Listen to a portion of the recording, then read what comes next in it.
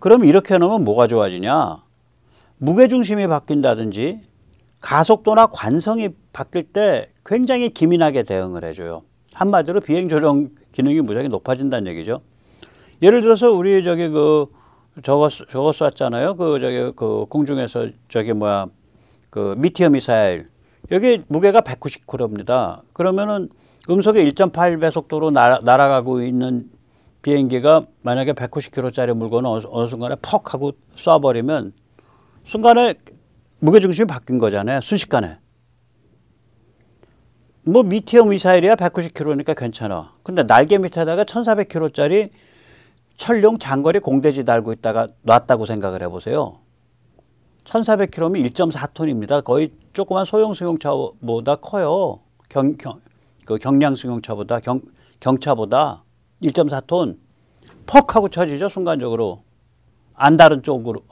그러니까 퍽 하고 들리는 거지 쳐지는 게 아니라 놓고 나면 다른 쪽에서. 예. 이 같은 상황에 대해서 센서 기반 NDI가 훨씬 더 안정되고 지능적으로 대응을 합니다. 또한 이 센서 기반 NDI는 워낙 지능이 높기 때문에 아까 이제 그 F-35에서 쓰는 모델 기반 NDI 같은 경우에는 그 비행 모델이 굉장히 정교하고 정확하게 들어가 있어야 돼요. 모든 상황을 다 커버할 수 있게.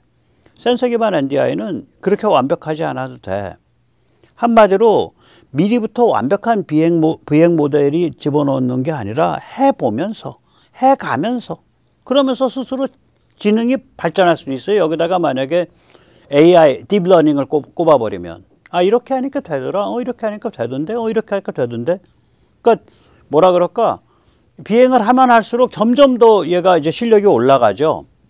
그러니까 뭐냐면 중앙에 있는 비행지의 컴퓨터 메인 지능하고 비행기 몸뚱아리 전체 200군데쯤에 여기저기 박혀있는 작은 두뇌들하고 얘가 같이 연동하면서 막 같이 공동 작업을 하는 그 길이 점점 더 뚫려서 점점 더 명확하게 만들어져 가는 그런 방식인 거예요, 이게.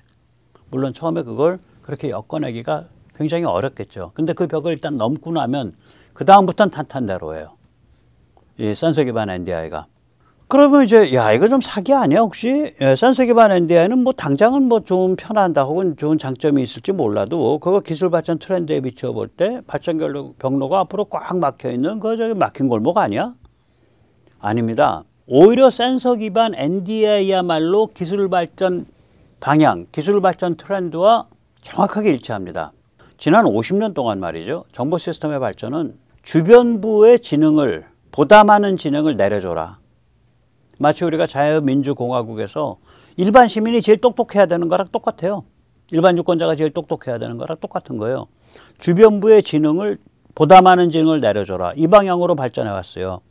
이 추세를 그 정보기술 쪽에서는 스마트 엣지라고 부릅니다. 엣지라는 게 주변부거든요. 가장자리. 가장자리가 똑똑하다는 거예요. 예를 들어서요. 옛날 망은요. 교환기가 엄청 똑똑했어요. 옛날 망은 서버 쪽이 똑똑했어요. 지금은 교환기나 서버는 일을 빨리 처리할 뿐이지 똑똑하지가 않아요. 지금 이제 그 빅데이터 한다 그래서 서버 쪽에 이제 지능이 몰리니까 갑자기 초고기능 칩이 필요해진 거죠.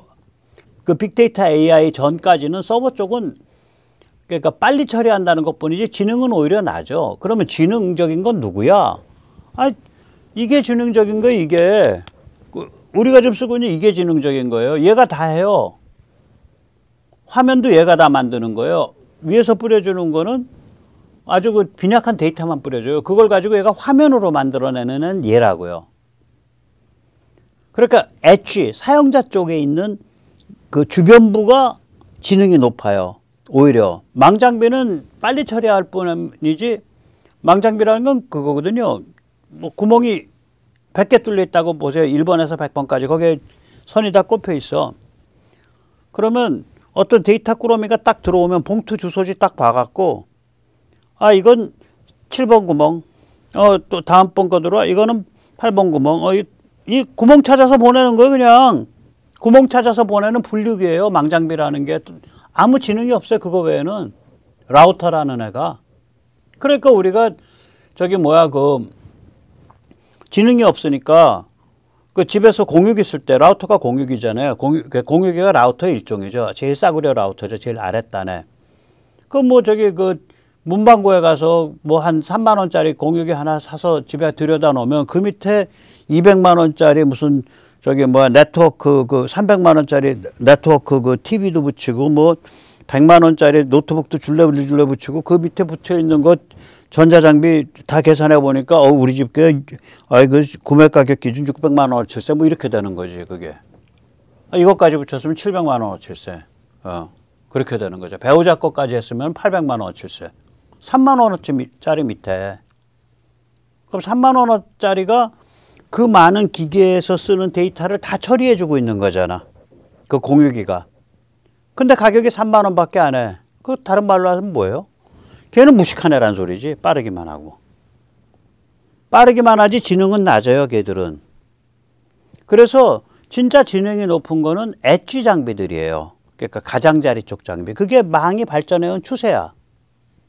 그래서 예를 들면 1990년대까지만 해도 전화 걸 때만 핸드폰을 썼었죠. 지금은 핸드폰을 동영상 다루고 금융거래할 때 쓰잖아요. 얼마나 똑똑해졌어 지능이. 손바닥 안에 컴퓨터가 된 거 아니에요. 스마트폰이. 센서 기반 NDI는 그전에는 피동적이었던 거예요. 구동부화 센서가.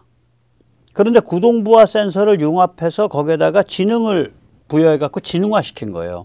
그럼 구동부화 센서는 구동부 센서 컨비네이션, 구동부 센서 컨비네이션, 그거는 뭐 KF21에 몇 개나 있는지 몰라도 100개는 넘고 뭐 한 1000개는 안 되겠죠. 세 자리 숫자는 될 겁니다. KF21 안에 있는 게. 구동부 센서 덩어리들이. 그애들이 하나하나가 다 그 지능을 갖춘 애들이에요. 그러니까 이거 뭐예요? 작은 지능 노드들이 비행기 곳곳에 흩어져서 있는 지능 분산 구조잖아요. 이게 바로 스마트 엣지 구조 아니에요? 그렇게 가야 된다는 거예요. 그게 그 정보기술의 발전 방향입니다. 그게. 네. 그런데 그렇게 가기 위해서는 최소한 제가 뭐 무식하지만 제가 아무리 저도 그래도 정보기술밥 좀 거의 한 20년 먹었는데요. 두 가지가 돼 있어야 돼요. 하나는 뭐냐면 그 덩어리 하나하나마다 작은 컴퓨터, 미니 컴퓨터가 들어가야 돼. 그걸 프로세서라 그래요. 그러니까 그런 데 들어갈 수 있는 프로세서가 고도로 다 발전해 있어야 돼. 그 다음에 얘들을 다 그 유선망으로 연결해야 되잖아요. 그런데 비행기라는 애가 이게 무시무시한 진동과 또 무시무시한 그 에너지가 막 그 사용되는 물건이어가지고 그 비행기 안에 그 전자기파가 장난이 아니에요. 뭐 레이더로 막 쏘고 있고 또 레이더를 상대방으로 두들겨 맞기도 하고. 그래서 이놈의 그 전자기파 간섭 EMI 때문에 구리선으로는 민감한 통신을 못해. 광통신 깔아야 돼요. 그런데 요새는 집에 이렇게 예를 들어서 인터넷 회사 불러가지고 광케이블 깔면 뭐 문턱도 이렇게 굽혀서 넘어 들어오고 뭐 다 꼬아서 들어오고 다 그렇게 되잖아요. 20년 전에는요. 이 케이블을 구부릴 때 요 반지름이 15cm만 돼도 굉장히 엄청난 기술이라 그랬어요. 20년 전에. 그러니까 2000년대 초만 해도. 지금 창문 넘어가려면요. 꼬부려 갖고 요 반지름이 1cm나 되는 거예요. 그건 뭐 그냥 막 버리는 싸구려 광 케이블 버린다기보다 잊어버려도 찾으러도 안 오잖아. 하나 요만큼 한 몇십 메타 말아놓은 거 기사가 우리 집에 잘못해서 떨어뜨려 갔는데 혹시 제가 거기에 떨어뜨렸습니까? 그런 전화 안 오잖아. 정말 막 쓰는 물건 같이 되어버렸는데 걔가 꼬부릴 때 뭐 1, 2cm 반경 1, 2cm로 꼬부려도 안 깨지는 거예요. 이래야 돼요. 왜냐? 그 좁은 비행기 공간 안에 그냥 선이 돌아다니고 막 이러려면 광 케이블이 마음대로 굽혀지고 마음대로 꼬부릴 수 있고 그래야 돼요. 그럼 이런 기술 언제 됐는데? 예.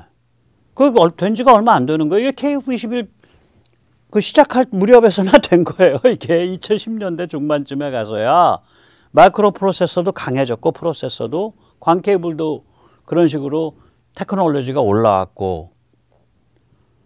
예. 그래서 이제 KF21이 2010년대 후반에 시작한 비행기잖아요.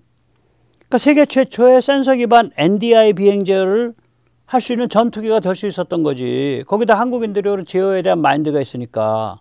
그러니까 우리는 운이 좋았고 그 운을 잡을 수 있는 마인드가 있었고, 그래서 저런 괜찮은 물건이 비교적 큰 돈 안 들이고 나온 거라고 생각을 합니다. 물론 엔지니어들이 개고생하는 거죠. 뭐 일이란 게 그런 거지 뭐 어떻게. 예. 그래서 KF-21은 이 센서 기반 NDI를 사용하기 때문에 무장을 통합한다든지 보조연료 탱크를 만들어서 그걸 통합한다든지, 보조연료 탱크도 똑같잖아요. 뭐 밑에 한 보조연료 탱크 글쎄 뭐 만약에 300갤런이다. 300갤런이면은 리터로 따져서 거의 1000리터 될 텐데 그럼 800kg짜리 물건이라고요.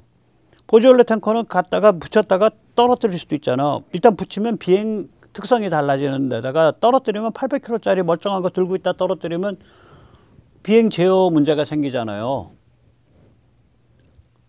그럼 보조연료 탱크를 통합한다든지 전자전 장비를 통합한다든지, 전자전 장비도 그 저기 EA-18G 그라울러 같은 경우 굉장히 커요. 보조연료 탱크만 하다고요. 뭐 내부 무장창을 설치한다든지 이런 게 다 비행 특성과 연결된 건데 그러기가 비교적 쉬워요. 훨씬 쉬워요. 그러니까 모델 기반 NDI보다 훨씬 쉽습니다. 예, 그뿐만 아니죠. 우리가 KF-21을 시작하자마자 단자복자를 변주해서 시작했잖아. 그럼 아니 개발비도 작은데 어떻게 단자복자를 변주했어? 남들은 그렇게 생각했을 거예요. 근데 이게 비교적 코스트가 작게 든다고요. 이 센서 기반 NDI 때문에. 그래서 여러 모델로 변주하는 것도 비교적 쉬워요. 예를 들어서 지금 뱃속에 빈 공간이 한 6.4 입방메타 정도 있습니다. 내부 무장창 하겠다고. 그 내부 무장창 하는 대신에 거기에다가 내부 연료 탱크를 상당 부분을 어떻게 우겨 놓을 수 있으면 거기 뭐 다른 기계 장치가 있어서 6.4 입방메타 다 못 써요. 그 주변으로 어떻게 해서라도 우겨 놓을 수 있으면 저거 작전 반경 어마무시하게 나올 거예요. 왜 그러냐면 그 항속이 뭐 4,500km 이렇게 나올 테니까, 4,500, 5,000km 나올 테니까. 예. 그래서 이게 장난이 아니죠.